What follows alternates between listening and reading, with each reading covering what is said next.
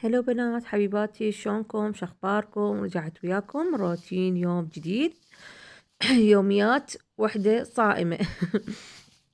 فمو كله طبخ طبخ طبخ، نريد شنو نعطيكم شوي حافز بما انه صايمات ونحلانات وعندكم نحول وما لكم خلق تنظفون البيت يراد لكم واحد يجركم جار. كنا هيجي، بس شنو لازم شوي نعطي طاقة وحدة للثانية. زين، ونشتغل وننظف البيت. أنا طبعا أخاف أعوف البيت لأن من ورا هذيك التعزيلة القوية لازم إيدي بيبي. فهسه ايش بديت سويت؟ طبعا اول شي زوجي الصبح راح يتسوق. طبعا ما اقول لكم عن المسواق، كان يتجنن كله تازه. يعني البقال كان استوى متسوق، يعني خابرني قال لي ايش تردين ما تردين. اي فسألته شنو عنده ما عنده، قال والله قاعد ينزل هسه الغراض كله. قلت له تجيب لي غراض مال دولمة ان شاء الله. فيديو الثاني راح احضر الدولمة وياكم، اكيد راح اشارككم ويا يعني اشارككم بيها، وعلى مود انطيكم الشغلات اللي اني اخليها، واريد انتم تعطوني الطريقة مالتكم همينة. احب شوي انوع بالطعام، وان شاء الله هم راح اشارككم. فسويت اول شي اول ما بديت بالمسواق. طبعا انا ورا السحور بعد ما نمت صليت وقرأت قرآن شوية وظليت قاعدة لحد ما صار الصبح، هيك بالسبعة تقريبا، سبعة وشوية زوجي راد بعد يروح للشغل. فسوق لي طبعا هنا جاب لي فاصوليا خضراء همينة. صارنا هواي ما طابخيها هواي، يعني مو كلش نحبها. والله اني وزوجي نحبها بس شنو الجهال مو هالقد. فقلت لازم نخسر معلهم ياكلون. اي لان هي صراحة هم طيبة. فجاب المسواق كله المخضر ما اقول لكم كان تازة ويجنن. جاب لي شغلات اللي اني اريدن، فراح شو نسوي هسه؟ راح كلهن نطلعهن للكياس وراح ننظفهن وقسم من عندن نغسلهن ونخليهن بالثلاجة على مود شو نسوي، على مود نجي نقعد نخلص باقي غراض شغل البيت. قولوا لي شلونكم مالونكم؟ وصلتوا لهنا لرمضان معنوياتكم شلونكم ويا الصيام؟ زينين؟ ايش طبختوا اليوم؟ ايش طابخين ما طابخين؟ يلا سولفوا لي شويه بالتعليقات. وراح اخليكم بنات الرابط مال الانستا مالتي مثبت بالتعليقات، اذا تحبون تزوروني هناك تتابعوني، هم انزل هناك منشورات حلوه. جاب لي هذا الشجر. طبعا راح اسوي قسم من عنده للدولمة، وقسم من عنده راح اسويه شيخ محشي هيجي شي بعد كم يوم احتمال. قلت اسويه ويا مرقة حمص حمرة. وطوني افكار بنات، شو تسوون فطور؟ ايش ما تسوون؟ كتبوا لي الله عليكم، كتبوا لي حتى وحدة تاخذ فكرة من الثانية، حتى لا نحتار يعني ايش نطبخ ايش نطبخ وظالين محتارين شو نسوي فطور. لان تعرفون هذا مو طبخ ايام عادي، هذا فطور لازم يعني شو اسمه، لازم نسوي الفطور. فهسه بعد ما غسلتهن كلهن نظفتهن راح احطها وين؟ راح احطها بالحوش، اغسل الحوش، لازم انظف الحوش كليته. اني ابدا من الحوش، يعني اذا انظف اول شي لازم الحوش نظيف، يلا انظف الجوه. لان احس اذا نظفت الجوه والحوش بقى احس البيت كله وسخ. ليش؟ لان تعرفون الجهة راح يطلعون ويطبون يطلعون ويطبون، فراح ويرج ليناتهم تروح وتجي. فاول ما تبدون، انا بالنسبه لي انتم ما اعرف من وين تبدون، قولوا لي انتم ايش تسولفوا لي. فانا اول ما ابدا من الحوش. اول شي راح اغسل هذني اكيد الدواسات كل يوميه اغسلهن، لأن تعرفون بعد من واحد يروح ويجي وجهال ومدارس فتتوسخ. هي الشغلة الحلوة بيها نايلون هاي الدواسة، يعني التراب تبقى فوقها ما تبقى بالقاع. فبعد ما غسلت الحوش وين راح اطلع؟ راح اطلع بالشارع بما انه بعد الدنيا الصبح وماكو احد برا. فقلت خلي اغسل الشارع وما دام الجو حلو بارد. باعوا شلون غسلته غسله هيجي من كل قلبي، غسلت الشارع كله. زوجي قال لي بعد كافي ما تطبين جوا، كان واقف فوق راسي، يمي كان واقف. فغسلت الشارع حمينه، وما اقول لكم صوت العصافير والبلاوي كانت تجنن. هنا اجينا جيت صديقي وحبيبي ابني الصغير هذا بيتر، خليت له اكل. طبعا هذا نظفت القفص مالته، بدلت الفرشه مالته، مو فرشه يعني كارتونه مالته. خليت له فد كميه برتقال، وخليت له تمر، فلست له خليت له، وخليت له هذا الحبوب مالته. وهسه خليت له هذا المي هاي الفخارة. قلت بكيف انا خليت له مي شرب هاي وحد، بس قلت هذا خليت له قلت بكيف يشربه يسبح بيه. هو انا اقول لكم انا خليت يعني اكثر شيء على مود يسبح بيه، لان انتم تخلوا له طاسة ويسبح بيه. طبعا هذا 10 عمر، صار يمكن 3 سنين عندي او اكثر، يمكن والله اكثر. كان كلش صغير، انا وكليت بايدي. بس راح شو اسوي، راح اعلقه هنا. انا مخليت له هذا المكان كلش حلو وكلش فرح خطيه من اخليه هنا. اول شي راح يصير قبال المطبخ، يعني قبال السنك، الشباك، عيني هم عليه وباوع عليه. وهم من دائر ما دائرة راح يصير كلها خضار، فيعني شلون تقول، يتونس يقوم يغرد، اي يقوم يغني. فهنا باعوا بنات سبح، هو يسبح بس تخلوا له مي وهو يسبح. بدأ هنا هو يسبح، كملته عفته. انا من هنا انا بعد خلاص قلت اشوفكم نهاية الفيديو، يعني مو الفيديو، العفو، الغسل مال الحوش خلصت. جيت هنا أنا قلت خليني اشوفكم هاي الوردة انفتحت، تجنن، تشبهكم، حلوة مثلكم. على مو شنو نخلص من البرة راح نجي للجو. تعالوا شوفوا الجو وهوسة الجو. باعوا هاي، شوف الكاونتر، هذا عود البارد، ماكو شي يبقى عليه شي. طبعا اللي عنده اطفال، بنات اللي عنده اطفال بيته ما يبقى مرتب. تعالوا اشوفكم هنا. هم من هاي بعد ما جهالي راحوا للمدارس، سمينا قسم من عندهم قسم نايمين. فتعالوا هسه ننظف الجو. وكنا يتخربط بيوتنا، وكلنا جهالنا يدورون ويكبون بالقاع وكل شي. يعني اكو جزء، يعني اكو قسم للامهات احتمال يشوف فيديو، احتمال يشوف قناة. يعني انا دائما اطلع قبل وبعد البيت مالتي، اشوفكم الهوسة مالتي، الجهال شو مسوين. ليش بنات؟ لان انا اصلا هذا الشيء انا قاصدته، يعني حتى تشوفون انه مو عبالكم يعني بس انتو بيوتكم تتخربط او جهالكم يوسخون بيت او شي، لا لا. حتى تعرفون كل البيوت هيك، كل الاطفال نفس الشي.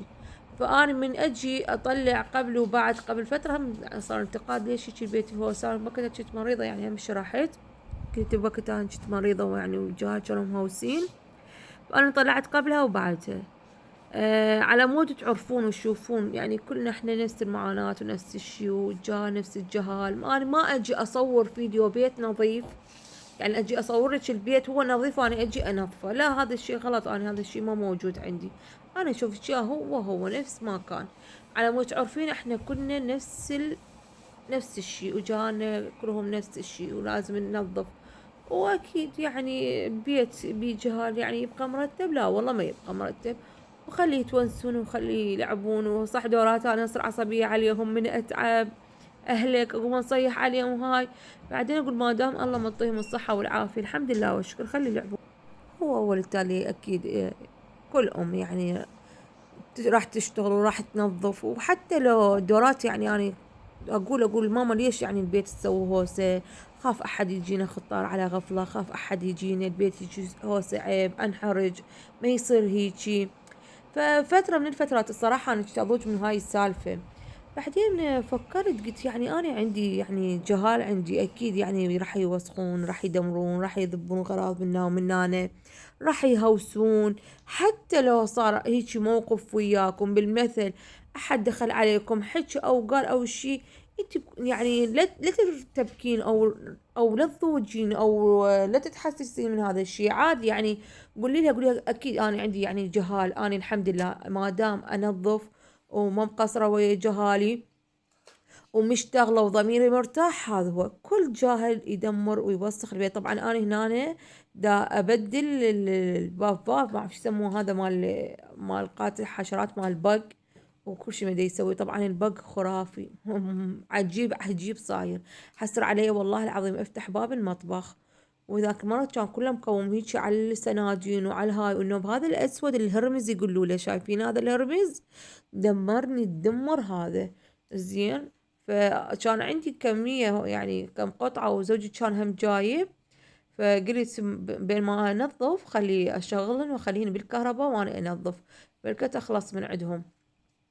فالمهم نرجع لموضوعنا. اذا بنات اجى احد لبيتكم شافكم هوسة او حكى او قال، قولوا له شي طبيعي، انه اني عندي اولاد صغار يلعبون يهوسون، يذبون العاب بالقاع، دورات يجوز ياكلون شي الماعون يعوفوها بالقاع. فلا ترتبكين، وعادي اصلا. وكنا هيك ترى كل البيوت هيك، وجالها بنا مو كلش يعني تقفليها قفل عليه. انا دورات قلت لكم احكي عليهم واصيح عليهم ليش شي، لا تذبون هاي، لا تخلون هاي. بعدين اعوفهم اقوم يلا خليهم شوي ياخذون راحتهم همينه. واول وتالي انا شو ركض كله منا ومنا واشتغل وراح اجدد التنظيف. فشو نسوي وياها وان شاء الله كلها بيها ان اجر وثواب. فبعد ما كملت طبعا مسحت الميز مال طعام. دائما اسولفكم على هذا الكيس النايلون اللي يصير فوق الميز مال طعام، هذا كله زين بنات. شفتوا شويه وصله وياها زاهي تمسحيها تطلع تجنن. فخلصت هسه كل يعني الميز والهاي كله خلصته. جيت سويت بعد ما نظفت القنفات. طبعا انا اول شيء انظف القنفات، اخاف دورات عليها هيجي فشي ماكين الجهال شغلات نواعم عليها، هم انا انكتها واصفطها وانظفها وانظف شكو. بعد عندي بعدين بالاخير اجي شو اسوي؟ اكنس الارضيه، يعني الارضيه اخير شي اكنسها. بس شنو كنستها من كل قلبي بنات، بحيث يعني حتى لو ما ماسحه كان ما احتاج تمسح بعد. بس شوف المكناسة قبل فترة لما سولفتكم عليها قلت لكم شوي تضوج بالفراش تتحرك، بس بالقاع لا تجنن. شوفوها بنات بالقاع شلون كل سلسة وناعمة وكلش حلوة وابد ما تضوج. والشفط يعني مالتها تشفط كلش يجنن ما يخلي ولا اي شي بالقاع، بحيث عباك القاع ممسوح يصير. فهسه هنا راح شو اسوي؟ تتذكرون قلت لكم راح اغير الزينه مال رمضان، احتمال اخليها على الميز على الطبله الوسطيه. فالطبله الوسطيه سوت خليتها جوا التلفزيون، وهسه راح تشوفوها شلون رتبتها. وشلت ذيك الفروه وشلت هيك العوده الخشبه بالقاع شليتها صراحه لان شوي كان مضيق المكان. فهنا شنو بنات بعد ما خلصت التنظيف كليته، وما طبعا انا ما صورت كل شيء بالتفصيل، صورت لكم هيك شغلات بسيطة. بعد ما نظفت وخلصت كله اكيد راح اشغل بخور بالبيت كله، على مود شنو من اشتم البخور فيعطيني الطاقة كلش حلوة. وش قد ما تعبانة ما احس بالتعب، التعب كله راح يروح هنا. شوفوا خليت الطبلية هنا بالوسطية حتى شوي المكان يكبر الصراحة. ما اعرف صار لي فترة احس المكان هيجي صاير كلش صغير. فالحمد لله خليته هنا المكان كلش صار واسع وصار كلش كبير بهذا الشكل صار. ورتبته خليته على الطبلة وخليته على الحائط، قلت حتى الجار شنو مو يركضون بالوسط اخليه يركضون فيفلشون الدنيا كلها هنا. ها وبنات راح انزل لكم، راح اشتري ملابس ان شاء الله، وراح انزل لكم الفيديوهات المشتريات مال العيد مال ملابس. طبعا انا العام ما اشتريت شي كله، انا خيطت بايدي الي. بس هسه انا حبيت اغير، لا هسه انا راح اشتري ان شاء الله، وراح اعطيكم العناوين مال المحلات اللي اشتري من عندهم، او يعني من يا مول او يا مجمع، اعطيكم الاسعار ان شاء الله. حتى يعني انتوا حبيتوا تروحون تشترون. ويا ريت نسوي فقرة بيني وبينكم، يعني فالتعاون بيني وبينكم، هم انا استفاد منكم وهم انتم تستفادون من عندي. بالمثل المجمع الزين اللي نشتري من عنده بالمثل نذكر اسمه او نذكر اسم الحاجة النازلة بالمثل، او بالمثل الملابس شنو النازل شنو الالوان الحلوة، يعني هيك الشغلات يعني ننزل بالتعليقات بيني وبينكم. تمام. فانا ان شاء الله المكان اللي راح اروح له راح اكتب اسمه اذكر اسمه بالفيديو. وانتوا المكان اللي تعرفوه حلو بيه ملابس حلوة، مو شرط الا داخل المنطقة بنات، يعني تعرفون ملابس مال عيد تشتري من المولات من الاسواق يعني السوق او مكان. فعادي يعني من اي مكان تشتروا قولوا. واذا انت بالمحافظات قولي، واذا انت من بغداد هم قولي، احتمال اكو بنات ويانا بالمحافظات راح يستفادون من عندك. بالمثل انا راح اشتري ملابس راح اقول لكم من فلان مكان، احتمال تروحون انتوا من تشوفوه ويعجبكم. تمام. نسوي شي فقرة لو لا بنات؟ فقرة على مش شنو نستفاد. فهنا أنا راح يكمل الفيديو مالتنا. طبعا انا ما صورت لكم الفطور يعني من طبخته هاي لان ما قدرت، الوقت كان كلش ضيق وهواي صورت بس هواي قطعت من الفيديوهات على ما شنو ليصير عندكم ملل. فهذا الفيديو إلك انت يا حياتي يا قلبي، على ما شنو صار لك حافز اعرفك تعبانه والصيام هالكج والشغل هالكج. اني هم مثلك بس شنو قلت لا ما يفيد، خل اقوم وانظف البيت تنظيف عميق. يعني بنات نظفته من كل قلبي، من كل قلبي نظفته زين. فلهنا وراح ينتهي الفيديو مالتنا، وهذا فطورنا وسهمنا وسهمكم العافية إن شاء الله. وإذا عجبكم الفيديو لا تنسون تسوون مشاركة للفيديو وتخلون لايك وتعليق حلو مثلكم. راح أخليكم الرابط، تعالوا زوروني بالانستغرام همينة، وإن شاء الله انتظروني فيديوهات جديدة كلش حلوة. مع السلامة.